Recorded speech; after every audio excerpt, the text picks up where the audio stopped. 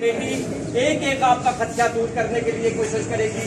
आपको तफसीलन ये बताएगी कि इस ये जो मौजू है इस कोरोना अनाउंस का, इसके बारे में अभी तक क्या हुआ है और आइंदा क्या होगा, क्या जो होगा वो हकीकत होगी कि नहीं। तो मैं आपके सामने मुल्तमस हूँ जनाब श्री खटक साहब से कि वो भी तफसील के साथ आपके सामने इस मौजू पर जो आप उनके तहफ़्ज़ात हैं लोगों के, उस बारे में आपको आगाह करें।